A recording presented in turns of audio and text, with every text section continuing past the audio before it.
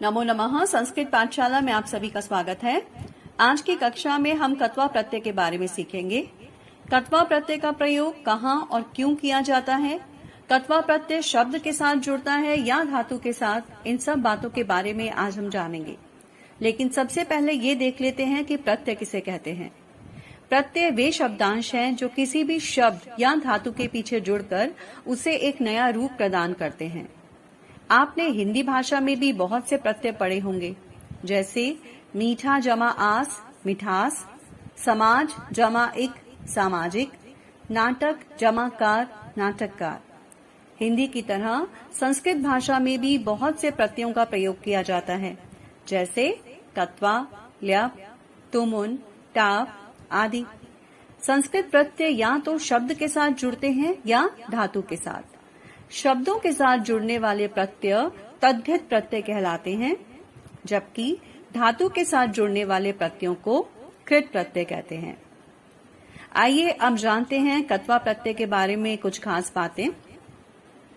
कत्वा प्रत्यय धातु के साथ जुड़ता है, इसलिए ये कौन सा प्रत्यय हुआ? कृत प्रत्यय। धातु के साथ कत्वा प्रत्यय जुड़ने पर पूरा शब्द अव्यय बन जाता है, इसीलिए उस शब्द के रूप नहीं चलते। उदाहरण के लिए पठ जमा कत्वा क्या बन गया? पठित्वा। तो अब पठित्वा एक अव्यय शब्द बन गया और अब इस शब्द के रूप नहीं चलेंगे। जब भी कत्वा प्रत्यय धातु के साथ जुड़ता है तो कत्वा का केवल त्वा ही शेष रहता है और जो क है उसका लोप हो जाता है। जैसे खाद जमा कत्वा खादित्वा। तो यहाँ आप देख सकते हैं कि केवल त्वा ही धातु के साथ जुड़ा और क का लोप हो गया। कत्वा प्रत्यय का प्रयोग करके के अर्थ में होता है, जैसे खाकर, पढ़कर, सोकर, खेलकर। इसको उदाहरण के द्वारा समझते हैं।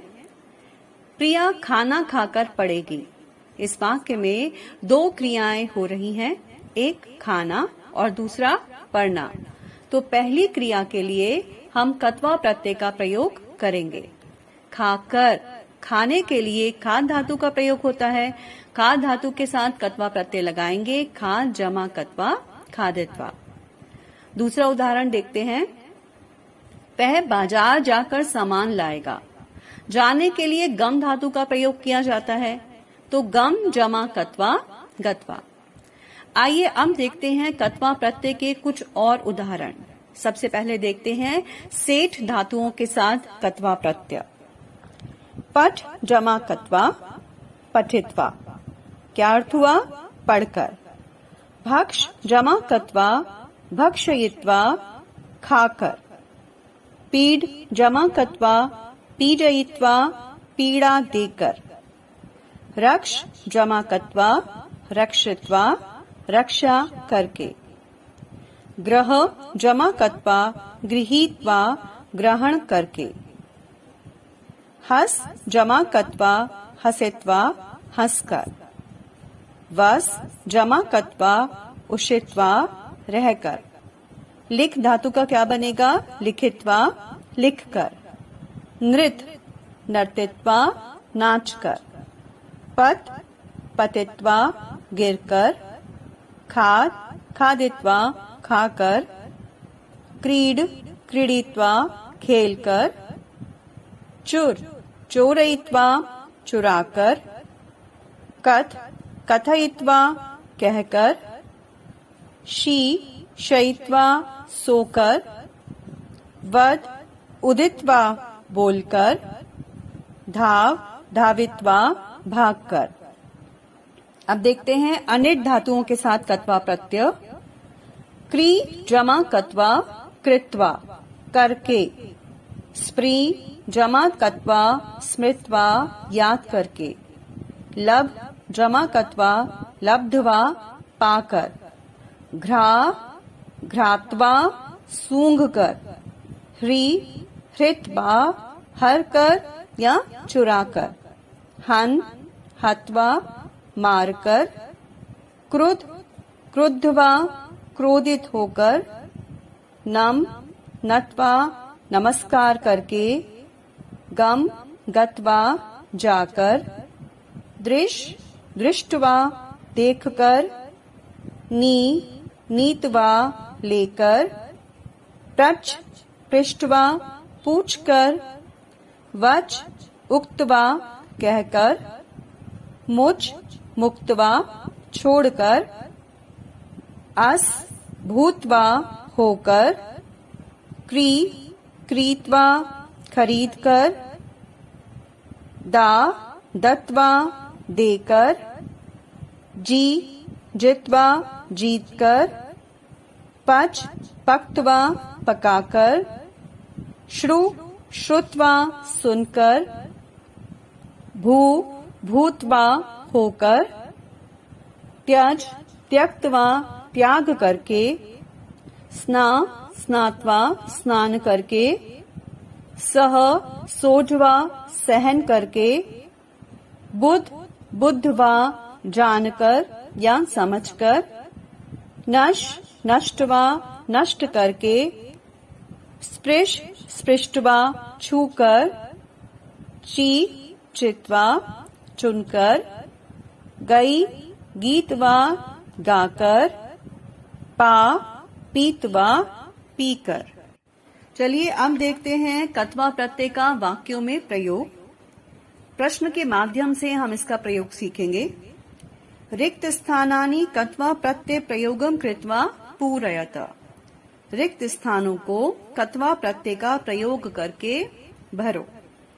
पहला वाक्य, छात्राः विद्यालयं गच्छन्ति।